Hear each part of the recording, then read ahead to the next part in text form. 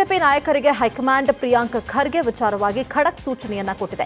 ಪ್ರಿಯಾಂಕ್ ಖರ್ಗೆ ರಾಜೀನಾಮೆ ವಿಚಾರ ಮತ್ತಷ್ಟು ಸ್ಟ್ರಾಂಗ್ ಆಗಬೇಕು. ನಿಮ್ಮ ಹೋರಾಟದ ಬಲಿಷ್ಠತೆ ಇನ್ನಷ್ಟು ಶಕ್ತಿಯುತವಾಗಿ ಒಗ್ಗಟ್ಟಾಗಿ ಇರಬೇಕು. ರಾಜ್ಯದ ಎಲ್ಲಾ ಕಡೆ ಪ್ರಿಯಾಂಕ್ ಖರ್ಗೆ ಹಾಗೂ ಕಾಂಗ್ರೆಸ್ ದುರಾಡಳಿತದ ಬಗ್ಗೆ ಹೋರಾಟ ಮಾಡಿ ಅಂತ ಹೇಳಿ ಸೂಚಿಸಿದ್ದಾರೆ. ಜೊತೆಗೆ ಸಿಟಿ ರವಿ ವಿಚಾರದಲ್ಲಿ ರಾಜ್ಯ ಬಿಜೆಪಿ ನಾಯಕರು ತೆಗೆದುಕೊಂಡಂತಹ ನಿರ್ಧಾರಕ್ಕೆ ಅಮಿತ್ ಶಾ ಮೆಚ್ಚುಗೆ ಸಹ ವ್ಯಕ್ತಪಡಿಸಿದ್ದಾರಂತೆ.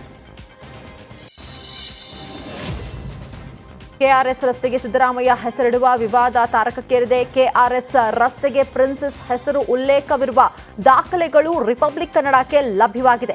ಆಧಾರ್ ಪಾಸ್ಬುಕ್ನಲ್ಲಿ ಪ್ರಿನ್ಸೆಸ್ ರಸ್ತೆ ಅಂತ ಹೇಳಿ ನಮೂದಾಗಿದೆ.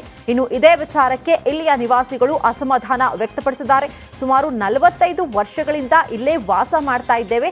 ನಮ್ಮ ಎಲ್ಲಾ ದಾಖಲೆಗಳಲ್ಲಿ ಪ್ರಿನ್ಸೆಸ್ ರಸ್ತೆ ಅಂತ ಇದೆ. ಸಿಎಂ ಸಿದ್ದರಾಮಯ್ಯ ಹೆಸರು ಇಡುವುದು ಸರಿಯಲ್ಲ ಅಂತ ರಿಪಬ್ಲಿಕ್ ಕನ್ನಡಕ್ಕೆ ನೇಹಾ ಗುಪ್ತಾ ಹೇಳಿಕೆಯನ್ನು ನೀಡಿದ್ದಾರೆ. ಆಲ್ವೇಸ್ ಪ್ರಿನ್ಸೆಸ್ ರೋಡ್, ಯಾವತ್ತು ಪ್ರಿನ್ಸೆಸ್ ರೋಡ್ ಅಂತಾನೆ ಇತ್ತು. ಮತ್ತು ನಮ್ಮ ಒಫಿಷಿಯಲ್ ಡಾಕ್ಯುಮೆಂಟ್ಸಲ್ಲೆಲ್ಲ ಅಡ್ರೆಸ್ ಹಾಕ್ತೀವಿ, ಎಲ್ಲ ಪ್ರಿನ್ಸೆಸ್ ರೋಡ್ ಅಂತ ಹಾಕಿದ್ದೀವಿ. ಪಾಸ್ಪೋರ್ಟ್ ಇರಲಿ, Aadhaar card, driving licence, pan card ಎಲ್ಲದರಲ್ಲೂ ಪ್ರಿನ್ಸೆಸ್ ರೋಡ್ ಅಂತಲೇ ಇದೆ. ಪಾಸ್ಪೋರ್ಟ್ ಒಂದು ತೊಗೊಂಡಾಗ ಪೊಲೀಸ್ ವೆರಿಫಿಕೇಷನ್ ಆಗುತ್ತೆ. ಪೊಲೀಸ್ ವೆರಿಫಿಕೇಷನಲ್ಲಿ ಏನಾಗುತ್ತೆ, ಪೊಲೀಸ್ ಅವರು ನೀವು ಕೊಟ್ಟಿರುವ ಅಡ್ರೆಸ್ಗೆ ಬರ್ತಾರೆ. ನಾವು ಅದರಲ್ಲಿ ಕೊಟ್ಟಿರುವ ಅಡ್ರೆಸ್ 2627/1 ಪ್ರಿನ್ಸೆಸ್ ರೋಡ್. ಪೊಲೀಸ್ಗೆ ಇಲ್ಲಿ ಅವ್ರಿಗೆ ಗೊತ್ತು ಇಲ್ಲಿ ಬರಬೇಕು ಅಂತ, ಹೆಸರು ಗೊತ್ತಿಲ್ಲದೆ ಇದ್ದರೆ. ಸೊ ಅವ್ರು ಬಂದರು, ಇಲ್ಲಿ ಎಲ್ಲ ಚೆಕ್ ಮಾಡಿ ಎಲ್ರಿಗೂ ಅಪ್ರೂವ್ ಮಾಡಿಕೊಟ್ಟಿದ್ದಾರೆ. Always princess road. ಓಕೆ. ವಿವಿ ಜಾಗದಲ್ಲಿ ಅಯ್ಯಪ್ಪ ಮೂರ್ತಿ ಪ್ರತಿಷ್ಠಾಪನೆ ವಿಚಾರ ಇದೀಗ ಪೊಲೀಸ್ ಠಾಣೆ ಮೆಟ್ಟಿಲೇರಿದೆ. ಅಪರಿಚಿತರು ರಾತ್ರೋರಾತ್ರಿ ಧಾರವಾಡ ಕೃಷಿ ವಿವಿ ಆವರಣದಲ್ಲಿ ಅಯ್ಯಪ್ಪ ಸ್ವಾಮಿ ನಾಗದೇವರ ಮೂರ್ತಿ ಪ್ರತಿಷ್ಠಾಪನೆ ಮಾಡಿದ್ರು. ಇದನ್ನ ಗಮನಿಸಿದ ವಿವಿ ಮೂರ್ತಿ ತೆರವುಗೊಳಿಸುವುದಕ್ಕೆ ಮುಂದಾಗಿದ್ರು. ಆದರೆ ಮಾಲಾಧಾರಿಗಳು ಮೂರ್ತಿ ತೆರವಿಗೆ ಅಡ್ಡಿಪಡಿಸಿದ್ರಿಂದಾಗಿ ಇದೀಗ ಕೃಷಿ ವಿವಿ ಧಾರವಾಡ ಉಪನಗರ ಠಾಣೆಯಲ್ಲಿ ದೂರು ನೀಡಿದೆ. ಯಾದಗಿರಿ ತಾಲೂಕಿನ ರಾಚನಹಳ್ಳಿ ಗ್ರಾಮದ ಹೊರ ವಲಯದಲ್ಲಿರುವ ಕಿತ್ತೂರು ರಾಣಿ ಚೆನ್ನಮ್ಮ ವಸತಿ ಶಾಲೆಯಲ್ಲಿ ಸಿಬ್ಬಂದಿಗಳ ನಿರ್ಲಕ್ಷ್ಯಕ್ಕೆ ವಿದ್ಯಾರ್ಥಿಗಳು ಕಂಗಾಲಾಗಿದ್ದಾರೆ. ವಸತಿ ಶಾಲೆಯಲ್ಲಿರುವ ವಿದ್ಯಾರ್ಥಿಗಳಿಗೆ ಹುಳು ತುಂಬಿರುವ ಪದಾರ್ಥಗಳೇ ಅಡುಗೆ ಮಾಡಿ ನೀಡಲಾಗ್ತಾ ಇದೆಯಂತೆ. ಗೋಧಿ ಸ್ವಚ್ಛ ಮಾಡದೆ ಹಾಸ್ಟೆಲ್ ಸಿಬ್ಬಂದಿ ಗಿರಣಿಗೆ ಬಿಡಿಸೋದಕ್ಕೆ ಹೋಗಿದ್ದಾರೆ. ಈ ವೇಳೆ ಚೀಲದಲ್ಲಿದ್ದ ಗೋಧಿಯಲ್ಲಿ ರಾಶಿ ಹುಳು ಕಂಡು ಬಂದಿದೆಯಂತೆ. ಇದರಿಂದಾಗಿ ಸಿಟ್ಟಿಗೆದ್ದ ಸ್ಥಳೀಯರು ಹಾಸ್ಟೆಲ್ ವಾರ್ಡನ್ ಹಾಗೂ ಸಿಬ್ಬಂದಿ ವಿರುದ್ಧ ಕ್ರಮಕ್ಕೆ ಆಗ್ರಹಿಸಿದ್ದಾರೆ. ನಾವು ದೇವಸ್ಥಾನಕ್ಕೆ ಪ್ರದಕ್ಷಿಣೆ ಹಾಕೋರನ್ನ ನೋಡಿರ್ತೀವಿ, ಆದರೆ ಇಲ್ಲೊಬ್ರು ಮಹಿಳೆ ಪ್ರತಿದಿನ ಬೆಳಿಗ್ಗೆ ಪೊಲೀಸ್ ಠಾಣೆಗೆ ಬಂದು ಪ್ರದಕ್ಷಿಣೆ ಹಾಕ್ತಾರೆ. ಬೆಂಗಳೂರಿನ ಬೇಬಮ್ಮ ಎಂಬ ಮಹಿಳೆ ಪ್ರತಿದಿನ ಭಾರತೀ ನಗರ ಪೊಲೀಸ್ ಠಾಣೆಗೆ ಪ್ರದಕ್ಷಿಣೆ ಹಾಕ್ತಾರಂತೆ. ಎಲ್ಲರಿಗೂ ಒಳ್ಳೆಯದಾಗಲಿ, ನಮ್ಮನ್ನ ಕಾಯುವ ಪೊಲೀಸರು ಕೂಡ ದೇವರೇ, ಏನೇ ಸಮಸ್ಯೆ ಆದರೂ ಅವರಿಗೆ ಫೋನ್ ಮಾಡ್ತೀವಿ, ಹೀಗಾಗಿ ಪ್ರದಕ್ಷಿಣೆ ಹಾಕ್ತೀನಿ ಅಂತ ಗೃಹಿಣಿ ಬೇಬಮ್ಮ ಹೇಳಿದ್ದಾರೆ. ನೀವು ದೇವಸ್ಥಾನದಲ್ಲಿ ಹೋಗ್ಬಿಟ್ಟು ಬರ್ತೀರಾ, ಏನಾನ ಒಂದು ಅಂದರೆ ನಿಮ್ಮ ಹತ್ರ ಬಂದು ಮಾತಾಡ್ತೀವಿ ಪೊಲೀಸ್ ಹತ್ರ, ಸ್ವಲ್ಪ ನೋಡಿ ಈ ಥರ ಆಗ್ಬಿಟ್ಟಾದ್ರೆ ಯಾರು ಮುಂಚೆ ಬರೋದು? ಪೊಲೀಸು. ಇವರು ಅವರು ಒಂದೇ. ಎಷ್ಟು ವರ್ಷದಿಂದ ಈ ಥರ ರೌಂಡ್ ಆಗೋದು ದೇವಸ್ಥಾನನ, ಪೊಲೀಸ್ ಸ್ಟೇಷನ್ನ? ಎಷ್ಟೋ ಗೊತ್ತಿಲ್ಲ, ಆದರೆ ನನಗೆ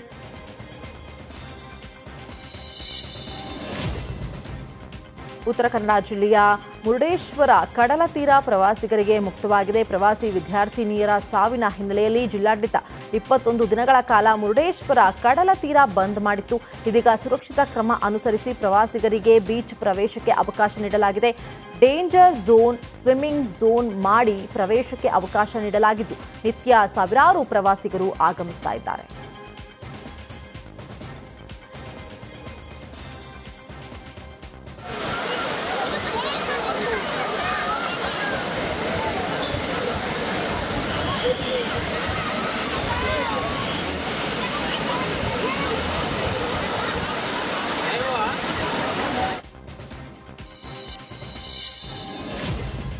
ಬಿಜೆಪಿ ಕಾಂಗ್ರೆಸ್ ಪೋಸ್ಟರ್ ವಾರ್ ತಾರಕಕ್ಕೇರಿದೆ. ಬಿಜೆಪಿ ಸಾಮಾಜಿಕ ಜಾಲತಾಣದಲ್ಲಿ ಪ್ರಿಯಾಂಕ್ಗೆ ಟಕ್ಕರ್ ಕೊಟ್ಟಿದೆ. ಹೈದರಾಬಾದ್ನ ರಜಾಕರು, ನಿಜಾಮರು ಮತ್ತು ಕಲ್ಯಾಣ ಕರ್ನಾಟಕ ಭಾಗದ ಜನರನ್ನ ಹಿಂಸಿಸಿದ ರೀತಿಯಲ್ಲಿ ಈಗ ಕಲಬುರಗಿಯ ನಿಜಾಮ ಪ್ರಿಯಾಂಕ್ ಖರ್ಗೆ ಮತ್ತು ಅವರ ಆಪ್ತ ರಾಜು ಕಪನೂರ ಕಲಬುರಗಿ ಜನತೆಯನ್ನ ಹಿಂಸಿಸ್ತಾ ಇದ್ದಾರೆ ಅಂತ ಹೇಳಿ ಬಿಜೆಪಿ ವಾಗ್ದಾಳಿ ನಡೆಸಿದೆ. ರಾಜ್ಯದಲ್ಲಿ ಬಾಣಂತಿಯರ ಸರಣಿ ಸಾವು ಹಿನ್ನೆಲೆಯಲ್ಲಿ ರಾಜ್ಯ ಸರ್ಕಾರದ ವಿರುದ್ಧ ಬಿಜೆಪಿ ಪ್ರತಿಭಟನೆ ನಡೆಸಿತ್ತು. ಕೊಪ್ಪಳ ನಗರದ ಬಸವೇಶ್ವರ ವೃತ್ತದಲ್ಲಿ ಜಿಲ್ಲಾ ಬಿಜೆಪಿ ಮಹಿಳಾ ಮೋರ್ಚಾ ವತಿಯಿಂದ ಪ್ರತಿಭಟನೆ ನಡೆಸಲಾಯಿತು. ಸಿಎಂ ಸಿದ್ದರಾಮಯ್ಯ, ಆರೋಗ್ಯ ಸಚಿವ ದಿನೇಶ್ ಗುಂಡೂರಾವ್ ವಿರುದ್ಧ ಘೋಷಣೆಗಳನ್ನು ಕೂಗಿ ಆಕ್ರೋಶವನ್ನು ವ್ಯಕ್ತಪಡಿಸಲಾಯಿತು.